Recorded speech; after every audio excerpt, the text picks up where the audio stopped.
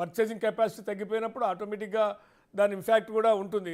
GST మీద దాని మీద ఇతర ప్రభుత్వ ఆదాయ మార్గాల మీద దాని ప్రభావం ఉంటుంది. ఎప్పుడైతే పర్చేసింగ్ కెపాసిటీ ఉంటేనే ఎవడైనా వినోదానికో విలాసానికో లేకుంటే లైవ్లీహుడ్కో లేకుంటే ఇతర వాడు టూరిజానికో అన్నిటికీ స్పెండ్ చేస్తాడు. అసలు ఏం లేని కాడికి వాడు ఏం స్పెండ్ చేయలేడు, ప్రభుత్వానికి ఆదాయం ఉండదు. కానీ ఆ రకమైనటువంటి ఉపాధి అవకాశాల మీద ఫోకసింగ్ బడ్జెట్లో కానీ లేనప్పుడు వాళ్ళకి కొంత ఉపాధి అవకాశాలు మెరుగయ్యే విధంగా ఎంఎస్ఎంఈలకి కానీ ఇలాంటి ఇతర ఇండస్ట్రీస్ కానీ ఇలాంటి ఏదైనా వాళ్ళకి ఇన్వెస్టర్స్కి కొంత ఎక్కువ మంది ఇన్వెస్టర్స్ వస్తే ఇక్కడ వాళ్ళకి రాయితీలు కానీ ఇట్లాంటివన్నీ చాలా ఇవ్వాల్సిన అవసరం ఉంది అనేటువంటిది. ఆ వైపుగా ఒక బడ్జెట్ ఏమన్నా మీ అబ్జర్వేషన్లో ఏమైనా ఉందా లేదా అనేది ఒకటైతే, ఇక తెలుగు రాష్ట్రాల్లో తెలంగాణకి కొంత ఆశించిన స్థాయిలో లేదు కేటాయింపులు అనేది ఇంకొక అంశం.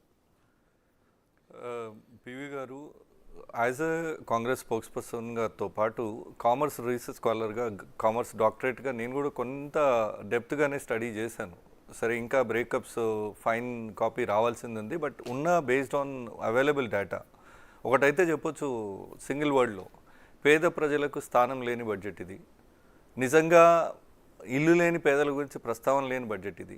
పేద ప్రజలు ప్రయాణించే రైళ్ల గురించి కనీసం ప్రస్తావన లేని బడ్జెట్ ఇది. ఓవరాల్గా ఉద్యోగ ఉపాధి అవకాశాలను పూర్తిగా విస్మరించిన బడ్జెట్ ఇది.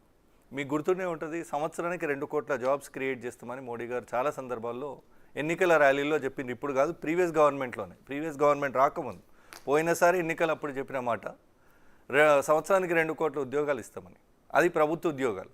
ఈరోజు నిర్మలా సీతారామన్ గారు చెప్పిన బడ్జెట్ స్పీచ్లోనే ఆమె లక్ష్యమే 78,000 ఉద్యోగాలట. 2 కోట్ల ఉద్యోగాలు సంవత్సరానికి ఎక్కడ పోయింది?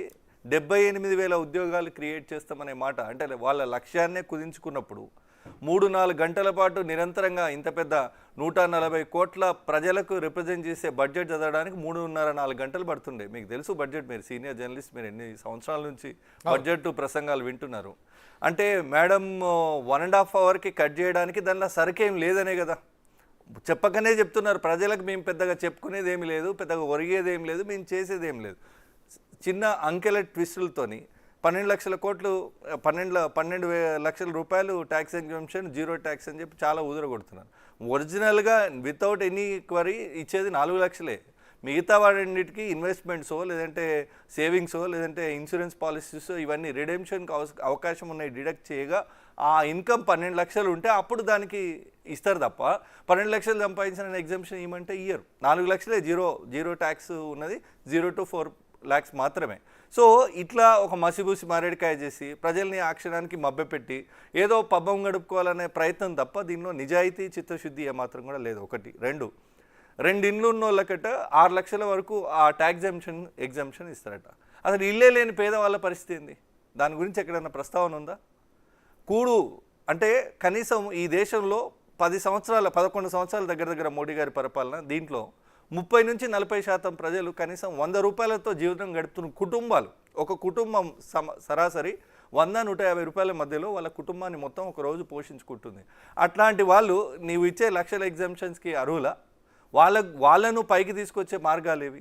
కరోనా సమయంలో 7.5-8 లక్షల ఎంఎస్ఎంఈలు మూతపడితే ఒక్కరోజు వాటికి చేయూతను అందించిన పాపన వలె ఇలా మొత్తం షెడ్ చేసుకొని పోయినాక ఇవాళ ఎంఎస్ఎంఈలను బిల్డ్ చేస్తానని మాట్లాడుతున్నావు. అదే నువ్వు కార్పొరేట్ రంగాలకు 14 లక్షల కోట్ల రూపాయలు నువ్వు రుణమాఫీ చేసినావు, వాళ్ళ అప్పులు వేవ్ చేసినావు. అప్పుడు ఎంఎస్ఎంఈలు గుర్తుకు రాలే. సో ఏ యాంగిల్లో కూడా చిత్తశుద్ధి లేదు. మీరు నవ్వుతారు. మనం తెలంగాణ విషయానికి కూడా వస్తాం. కానీ ఓవరాల్గా చెప్తున్నా, దేశంలో ఇది కేవలం గుజరాత్ బడ్జెట్, బీహార్ బడ్జెట్. బీహార్లో ఎన్నికలు ఉన్నాయి, గుజరాత్లో వాళ్ళ ఫైనాన్సర్స్ ఉన్నారు. వాళ్ళ కోసం షిప్పింగ్ 1,20,000 కోట్ల రూపాయలు ఇంకా ఇబ్బడిముబ్బడిగా ఖర్చు పెడతామని చెప్పడం అనేది షిప్పింగ్ ప్రమోషన్ ఎక్కడుందండి? షిప్పింగ్ యాక్టివిటీ ఎక్కడ ఎక్కువ జరుగుతుంది మీకు అందరూ తెలిసింది, గుజరాత్లో జరుగుతుంది.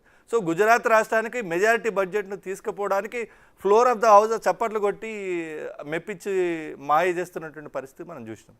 ఇక తెలంగాణ విషయానికి వస్తే పివి గారు, చాలా బాధాకరం. తెలంగాణ మీద ఈ బీజేపీ కేంద్ర ప్రభుత్వం, మోడీ ప్రభుత్వానికి సవితి తల్లి ప్రేమ ఇంకా కొనసాగుతూనే ఉంది. ఓ రోజు కూడా కనికరం వస్తలేదు. గుండు సున్నా తెలంగాణకి. మేము అడిగింది ఎంత? దాదాపు 1,65 కోట్ల రూపాయలు మాకు అవసరాలు ఉన్నాయి.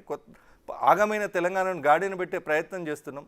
మేజర్ ప్రాజెక్ట్స్ ముందు పెట్టుకున్నాం. అది మూసీ రిజర్వేషన్ అయితేనేమి, హైదరాబాద్ నీటి కోసం 20 టీఎంసీలు తెచ్చే ప్రాజెక్ట్ అయితేనేమి, RRR అయితేనేమి, ఏఐ అయితేనేమి, AI zone special economic zone తీసుకున్నాను, ఫ్యూచర్ సిటీ అయితేనేమి, ఇట్లా అనేక అంశాలు, మెట్రో సెకండ్ ఫేజ్ విస్తరణ అయితేనేమి, హైదరాబాద్ తెలంగాణ అభివృద్ధి కోసం, సమగ్ర అభివృద్ధి కోసం అవసరమైన బయ్యారం స్టీల్ ప్లాంట్ ఏది నాడు ఎన్నడూ హామీ ఇచ్చింది, ఎన్నడూ తెలంగాణ రాష్ట్ర ఏర్పాటు నాడు హామీ ఇచ్చిండ్రు. వారు బయ్యారం నుంచి ఉన్నారు, ప్రొఫెసర్ గారు సీతారాం నాయక్ గారు చెప్పాలి ఈ మాటకి.